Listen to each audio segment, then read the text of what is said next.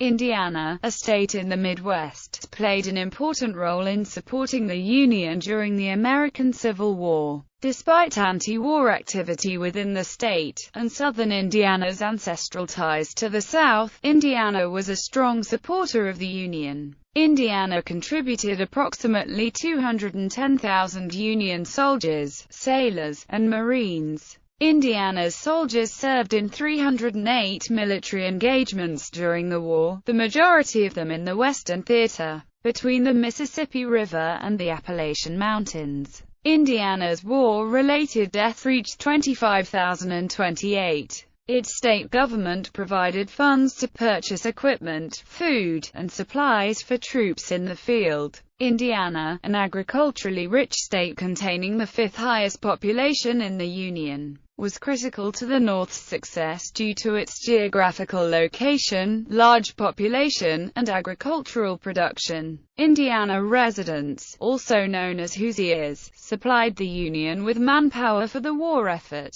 A railroad network and access to the Ohio River and the Great Lakes, and agricultural products such as grain and livestock. The state experienced two minor raids by Confederate forces, and one major raid in 1863, which caused a brief panic in southern portions of the state and its capital city, Indianapolis. Indiana experienced significant political strife during the war, especially after Governor Oliver P. Morton suppressed the Democratic-controlled state legislature, which had an anti-war element. Major debates, which lead to violence, related to the issues of slavery and emancipation, military service for African Americans, and the draft. In 1863, after the state legislature failed to pass a budget and left the state without the authority to collect taxes, Governor Morton acted outside his state's constitutional authority to secure funding through federal and private loans to operate the state government and avert a financial crisis. The American Civil War altered Indiana's society, politics, and economy, beginning a population shift to central and northern Indiana, and contributed to a relative decline in the southern part of the state. Increased wartime manufacturing and industrial growth in Hoosier cities and towns ushered in a new era of economic prosperity. By the end of the war, Indiana had become less rural state than it previously had been. Indiana's votes were closely split between the parties for several decades after the war, making it one of a few key swing states that often decided national elections. Between 1868 and 1916, 5 Indiana politicians were vice presidential nominees on the major party tickets. In 1888, Benjamin Harrison, one of the state's former Civil War generals, was elected President of the United States. Indiana's contributions.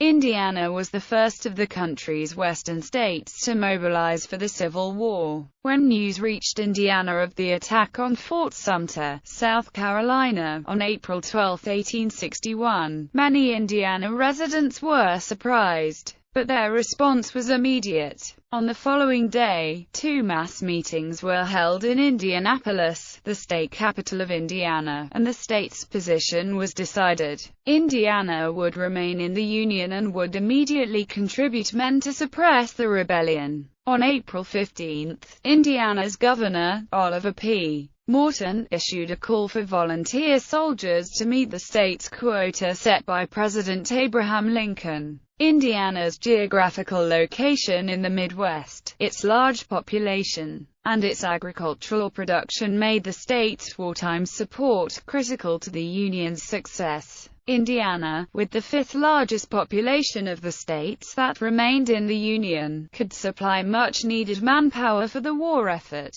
Its railroad network and access to the Ohio River and the Great Lakes could transport troops and supplies, and its agricultural yield, which became even more valuable to the Union after the loss of the rich farmland of the South, could provide grain and livestock. Military service. On April 15, 1851, President Lincoln called for a total of 75,000 volunteers to join the Union Army. On the same day, Governor Morton telegraphed the president offering 10,000 Indiana volunteers. The state's initial quota was set at 6 regiments for 3 months of service. Orders were issued on April 16 to form the state's 1st regiments and to gather at Indianapolis. On the first day, 500 men were encamped in the city. Within a week, more than 12,000 Hoosier volunteers had signed up to fight for the Union. Nearly 3 times as many needed to meet the state's initial quota. Governor Morton and Lew Wallace, Indiana's adjutant general, established Camp Morton at the state fairgrounds in Indianapolis as the initial gathering place and training camp for the state's Union volunteers. By April 27, Indiana's first 6 regiments were fully organized as the 1st Brigade, Indiana Volunteers, under the command of Brigadier General Thomas A. Morris. Members of companies not selected for these first regiments were given the option of volunteering for 3 years of service or returning home until they were needed. Some companies formed into regiments in the state militia and were called into federal service within a few weeks. Indiana ranked second among the states in terms of the percentage of its men of military age who served in the Union Army.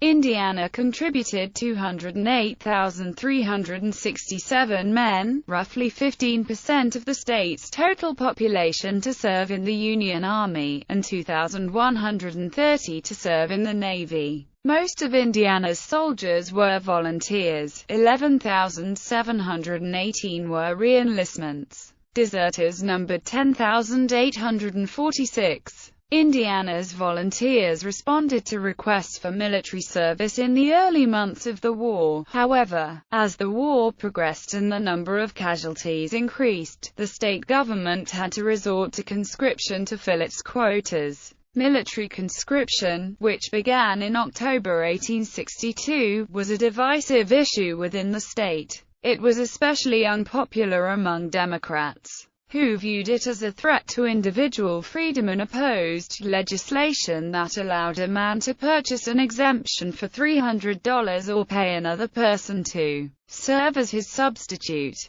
A total of 3,003 Hoosier men were drafted in October 1862. Subsequent drafts in Indiana brought the total to 17,903. Indiana's volunteers and draftees provided the Union Army with 129 infantry regiments, 13 cavalry regiments, 3 cavalry companies, 1 regiment of heavy artillery, and 26 light artillery batteries. In addition to providing Union troops, Indiana also organized its own volunteer militia, known as the Indiana Legion. Formed in May 1861, the Legion was responsible for protecting Indiana's citizens from attack and maintaining order within the state. By the end of the war, Indiana could claim 46 general officers in the Union Army who had at one time resided in the state. These men included Don Carlos Buell, Ambrose Burnside, Lew Wallace, Robert H. Milroy, and Joseph J. Reynolds, among others.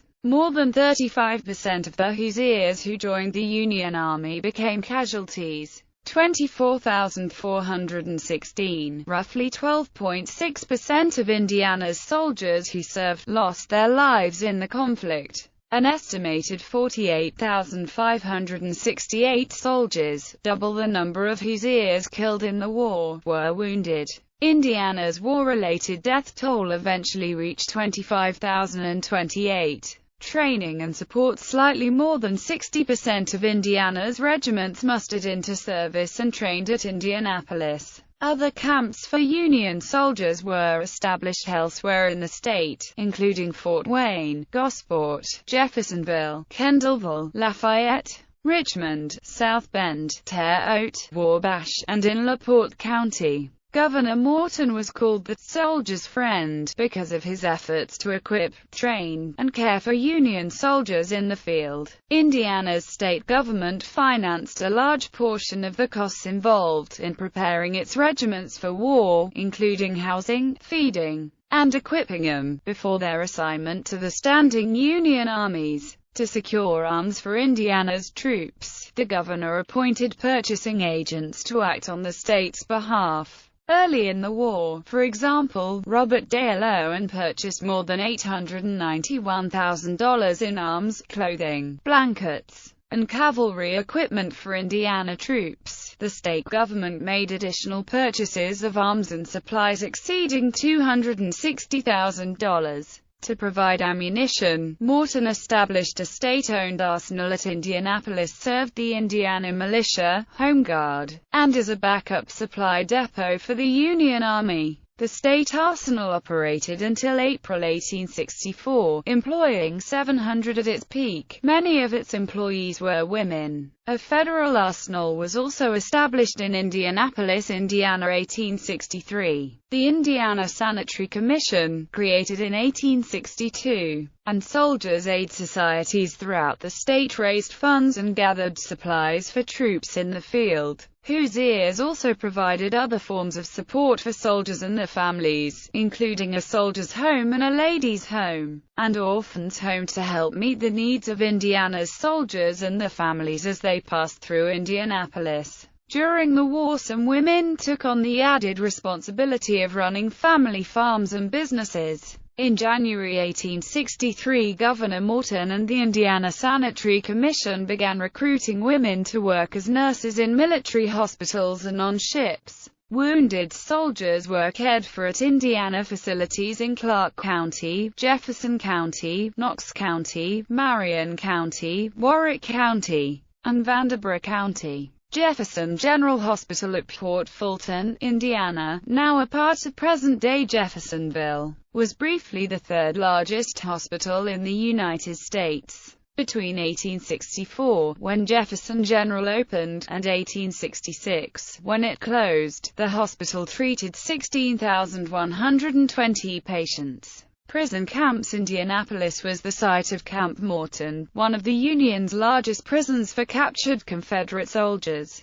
Lafayette, Richmond, and Terre Haute, Indiana, occasionally held prisoners of war as well. Military cemeteries. 2 national military cemeteries were established in Indiana as a result of the war. In 1882, the federal government established in New Albany, Indiana, the New Albany National Cemetery, one of 14 national cemeteries established that year. In 1866, the federal government authorized a national cemetery for Indianapolis. Crown Hill National Cemetery was established within the grounds of Crown Hill Cemetery, a privately owned cemetery northwest of downtown. Conflicts. Indiana troops participated in 308 military engagements, the majority of them between the Mississippi River and the Appalachian Mountains. Soldiers from Indiana were present on most of the Civil War battlefields, beginning with the first engagement involving Hoosier troops at the Battle of Philippi on June 3, 1861, to the Battle of Palmetto Ranch on May 13,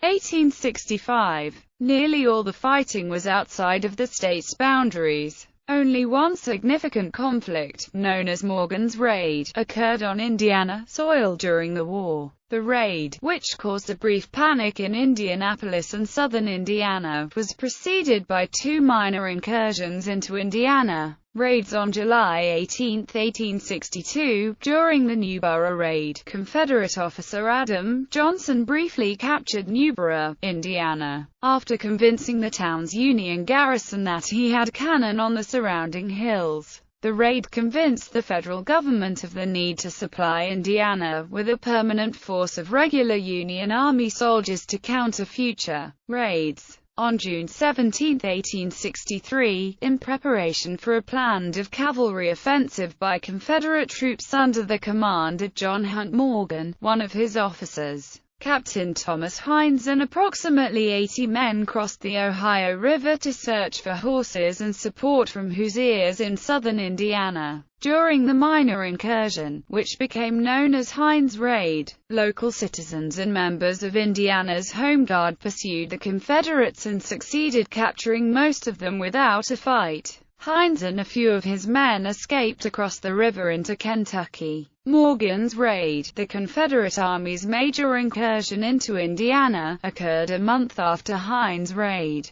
On July 8, 1863, General Morgan crossed the Ohio River, landing at Mockport, Indiana, with 2,400 troopers. Their arrival was initially contested by a small party from the Indiana Legion, who withdrew after Morgan's men began firing artillery from the river's southern shore. The state militia quickly retreated towards Corydon, Indiana, where a larger body was gathering to block Morgan's advance. The Confederates advanced rapidly on the town and engaged in the Battle of Corydon. After a brief but fierce fight, Morgan took command of high ground south of town, and Corydon's local militia and citizens promptly surrendered after Morgan's artillery fired 2 warning shots. Corydon was sacked, but little damage was done to its buildings. Morgan continued his raid north and burned most of the town of Salem. When Morgan's movements appeared to be headed toward Indianapolis, panic spread through the capital city.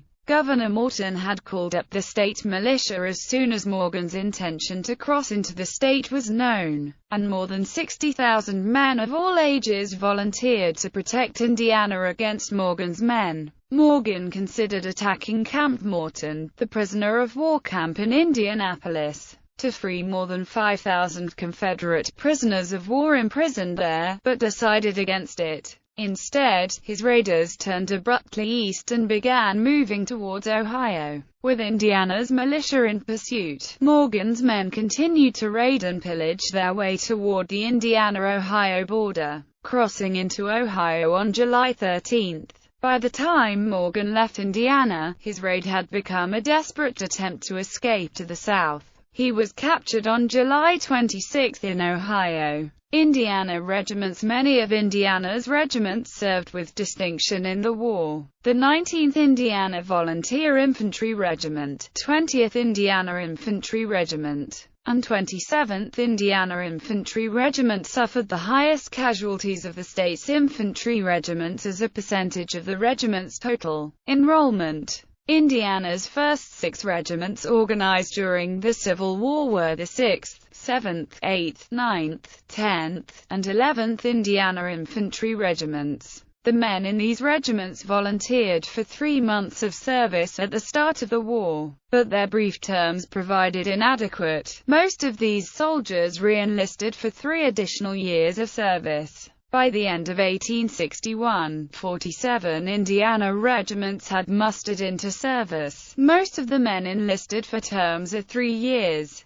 The majority of the 3-year regiments were deployed in the Western Theater. In 1862, another 41 regiments from Indiana were mustered into service. About half were sent to the Eastern Theater and the other half remained in the West. During 1863, 6 more regiments were mustered into service to replace the casualties of the first 2 years' fighting, and on July 8, 1863, an additional 13 temporary regiments were established during Morgan's raid into southern Indiana. The men in these temporary regiments enlisted for terms of 3 months. But the regiments disbanded once the threat posed by Morgan's troops was gone. In 1864, 21 Indiana regiments mustered into service. As the fighting declined, most of Indiana's regiments mustered out of service by the end of 1864, but some continued to serve. During 1865, 14 additional Indiana regiments were mustered into a year of service. On November 10, 1865, the 13th Regiment Indiana Cavalry became the state's final regiment to be mustered out of the U.S. Army. The 11th Indiana Infantry Regiment, also known as the Indiana Suaves, under the command of Lew Wallace, was the first regiment organized in Indiana during the Civil War and the first one to march into battle. The 11th Indiana fought in the Battle of Fort Donelson, the Siege of Vicksburg, the second day of the Battle of Shiloh, and elsewhere. In 1861, the 9th Indiana Infantry Regiment became one of first Hoosier regiments to see action in the war. The 9th Indiana fought in many major battles, including the Battle of Shiloh, the Battle of Stones River, the Atlanta Campaign, and the Battle of Nashville, among others. The 14th Indiana Infantry Regiment was nicknamed the Gibraltar Brigade for maintaining its position at the Battle of Antietam. It secured Cemetery Hill on the first day of the three-day fight at the Battle of Gettysburg, where it lost 123 of its men. The 19th Indiana Volunteer Infantry Regiment, part of the Iron Brigade, made critical contributions to some of the most important engagements of the war, including the Second Battle of Bull Run, but was almost completely destroyed in the Battle of Gettysburg, where it sustained 210 casualties. The 19th Indiana suffered the heaviest battle losses of any Indiana unit. 15.9% of its men were killed or mortally wounded during the war. The 27th Indiana Infantry Regiment earned the nickname Giants in the Cornfield at the Battle of Antietam. The regiment also fought at the Battle of Chancellorsville, the Battle of Gettysburg, and in the Atlanta Campaign. The 27th Indiana's casualties were 15.3% of its total enrollment, nearly as many as the 19th Indiana. Most of Indiana's regimental units were organized within towns or counties, but ethnic units were also formed, including the 32nd Indiana, a German-American infantry regiment, and the 35th Indiana, composed of Irish Americans. The 28th Regiment U.S. Colored Troops, formed at Indianapolis between December 24, 1863, and March 31, 1864, was the only black regiment formed in Indiana during the war. It trained at Indianapolis's Camp Fremont, near Fountain Square, and included 518 enlisted men who signed on for 3 years of service. The regiment lost 212 men during the conflict. The 28th participated in the Siege of Petersburg and at the Battle of the Crater, where 22 of its men were killed. At the end of the war, the regiment served in Texas, where it mustered out of service on November 8, 1865. The last casualty of the Civil War was a Hoosier serving in the 34th Regiment Indiana Infantry. Private John J. Williams died at the Battle of Palmetto Ranch on May 13, 1865.